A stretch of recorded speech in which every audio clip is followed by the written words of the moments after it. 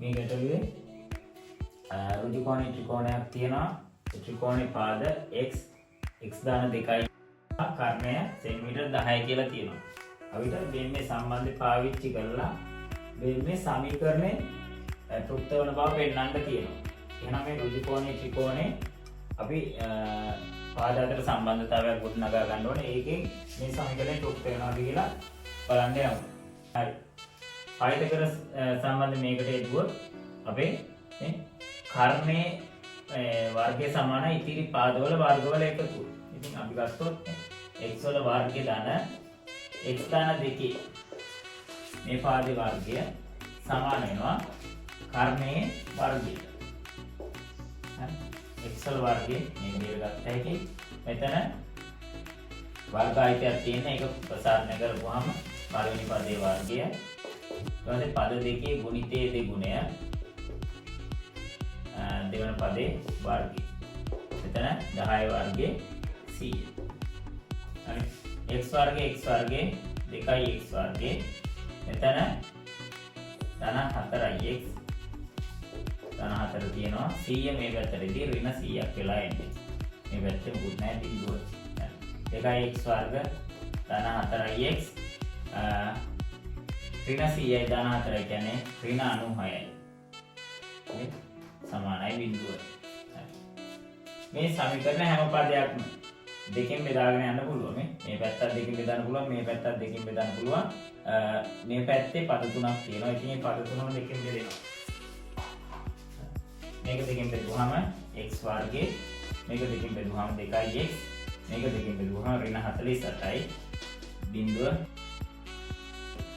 ඔන්න එහෙනම් මේ සමීකරණය තෘප්ත වන බව පෙන්නනවා. හරි. මේක ඊළඟට කියන්නේ මේක පාවිච්චි කරලා එහෙනම් මේ ඍජු කෝණී ත්‍රිකෝණේ ඉතිරි පාදවල දිගවල් ගන්න කියලා කියන්නේ.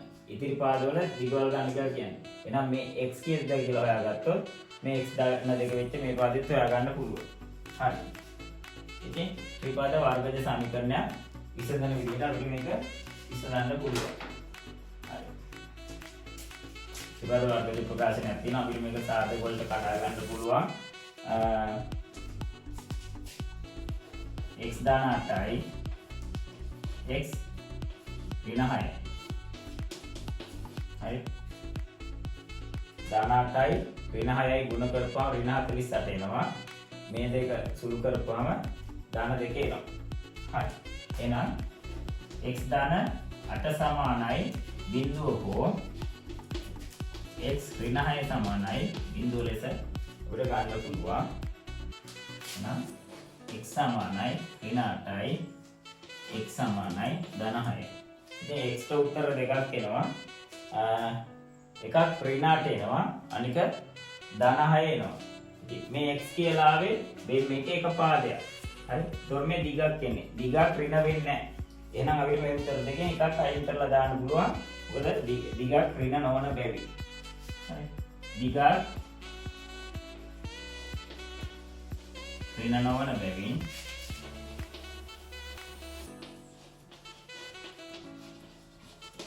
x යාගේ කීයද? x සමානයි 6 cm. ඉතින් ඒක පාවිච්චි කරලා අපිට මේ x දාන 2 හොයන්න පුළුවන්. ඉතින් x දාන 2 සමානයි x කියන්නේ 6යි දාන 2 8යි cm කියලා එනවා. මේ පාද දෙක වෙන්නේ කොහොමද? මේ පාදයේ cm 6යි, මේ පාදයේ cm 8යි.